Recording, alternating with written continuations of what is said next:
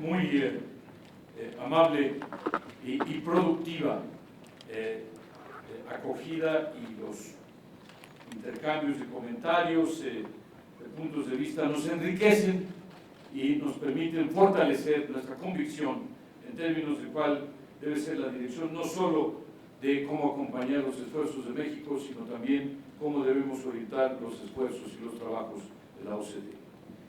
El énfasis en el tema de la igualdad y el impacto que tiene en la democracia que nos comentaba el PRD, creo que lo que está pasando en el mundo entero, lo que está pasando en América Latina, lo demuestra muy claramente. Si no hay que ir mucho más allá, y aquí es más bien por la negativa, es decir, cuando no hay políticas de bienestar, cuando no hay suficiente respeto y atención por la democracia, lo que sucede es que al sufrir el problema, el tema de la igualdad, al sufrir el tema del bienestar, lo que sucede es que viene la inestabilidad.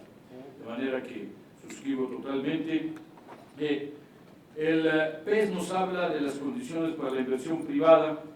Es algo que, por cierto, recuperó hace un momento Mario, en términos de decir, tenemos que seguir con el combate a la corrupción, el combate a la inseguridad.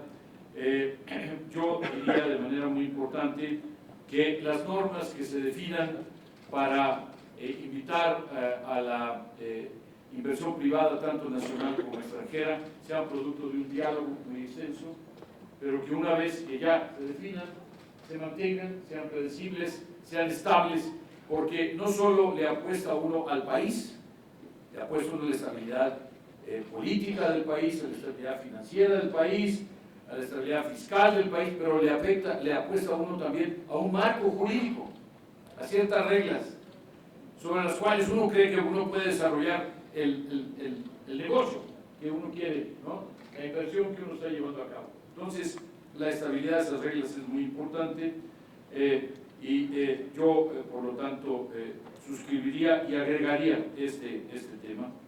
En el caso del movimiento ciudadano, salud, pero en general el tema del bienestar, contra una recaudación del más o menos del 17%, el promedio de la OCDE es alrededor del 35-36%, y el caso de Francia, en nuestro país anfitrión, anda alrededor del 50%. Si le agregamos un 3% de déficit, quiere decir que el peso de la acción pública del Estado, digamos, respecto de la economía es 53%, es más de la mitad. En un país como Francia, esto lo comentamos porque ya en Francia probablemente la carga fiscal sea mayor que en todos los países nórdicos, que eran los tradicionales. Uno decía Suecia, Dinamarca, etcétera, es donde tienen la carga fiscal más alta. Y no les estoy recomendando que nos vayamos de ninguna manera a los niveles ni nórdicos ni franceses, pero ciertamente entre 17 y 50 hay un margen muy importante. ¿Por qué? Porque lo que no se sabe, o muy claramente hay conciencia, es de que nuestro gobierno es un gobierno chiquito.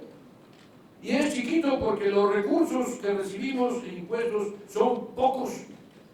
Y como somos responsables fiscalmente, no nos queremos endeudar, queremos que los déficits sean reducidos, eso está muy bien.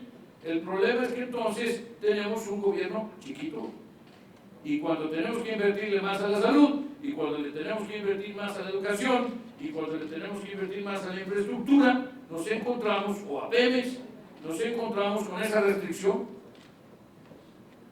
Y esto simplemente lo digo porque hablaba Mario de algunas cuestiones que ya se han hecho en términos de plantear las bases de una reforma más amplia desde el punto de vista de, hay que fortalecer el ingreso del Estado mexicano y despetrolizarlo también.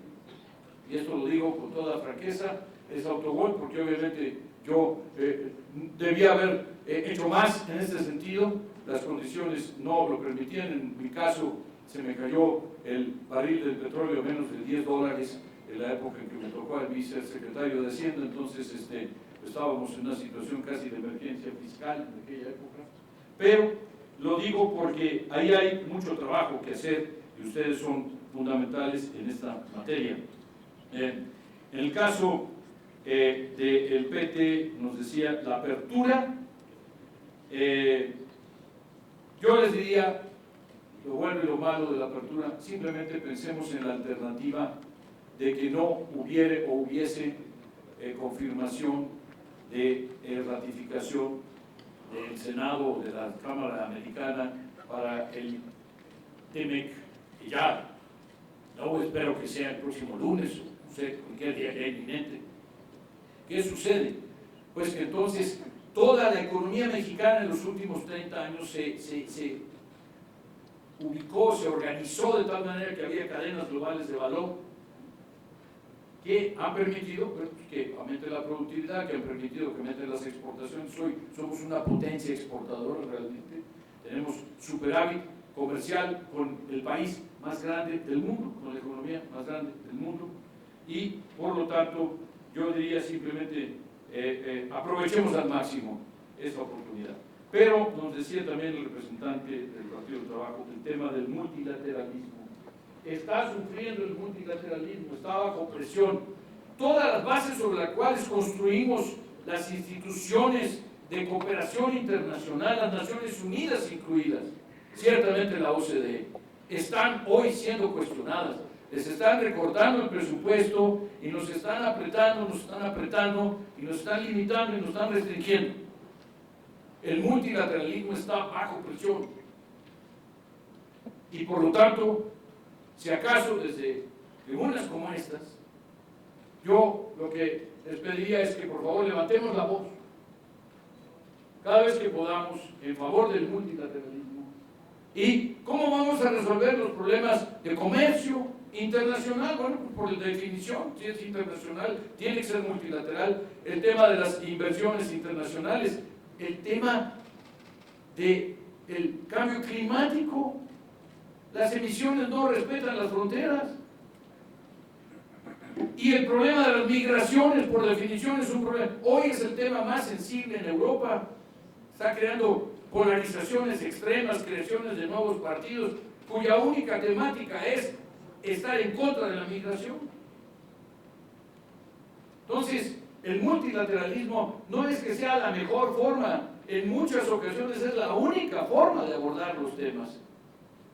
Y un país en desarrollo como México tiene que estar doblemente vecino de los Estados Unidos por razones históricas, etc. Tenemos que estar doblemente convencidos de apoyar y defender el multilateralismo.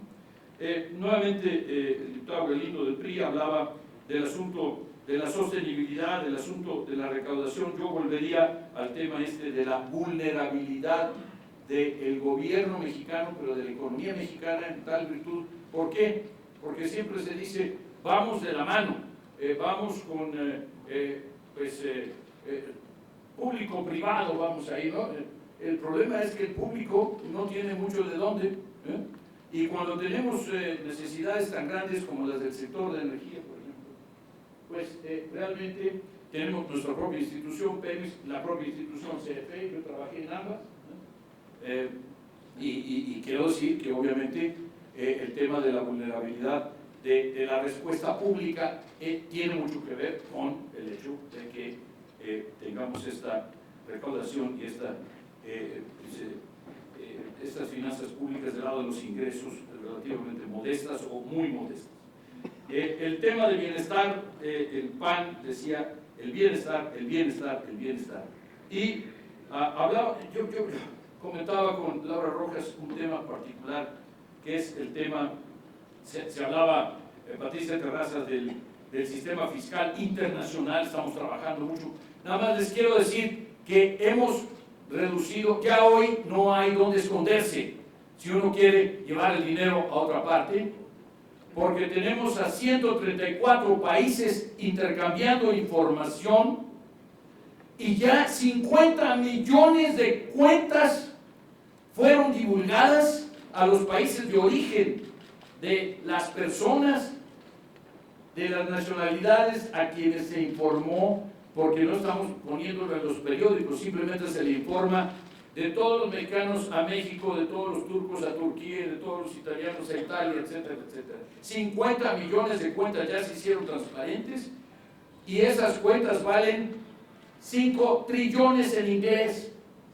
O sea, 5 millones de millones.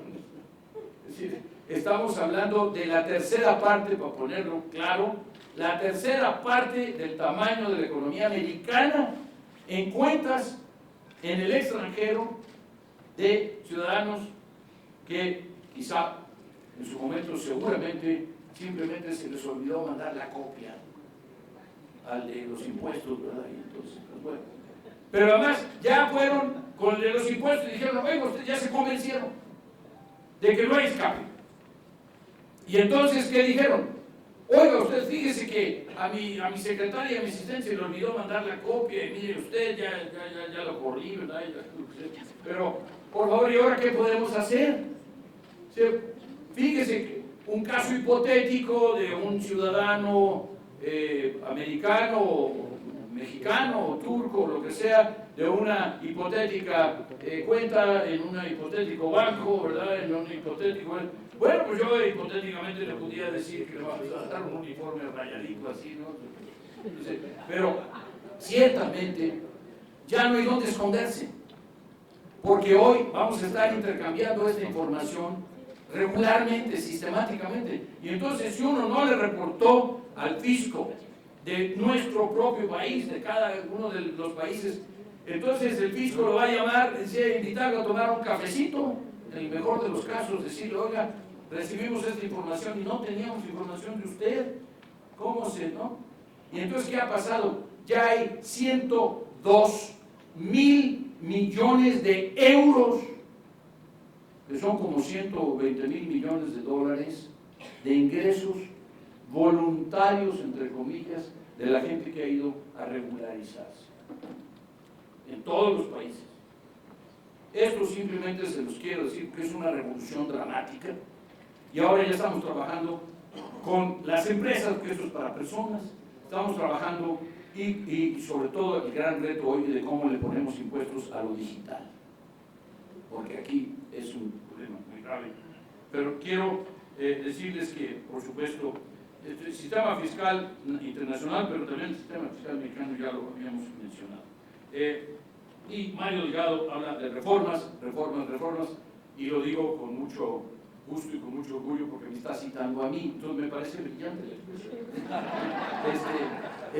Simplemente quiero decirles que además es las reformas de las propias reformas. No siempre le atinamos a la primera, y en segundo lugar, las circunstancias cambian.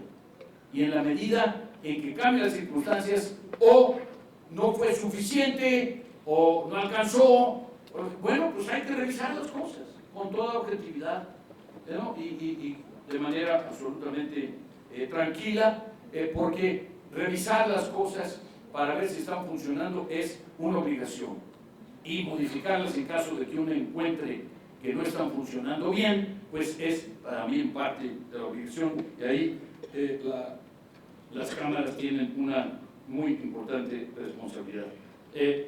Nuevamente vuelvo, primero, felicitar, porque hoy acabamos de conocer las cifras de inflación de 2.8%. Yo lo que espero es que abajo del 3%, espero que esto también permita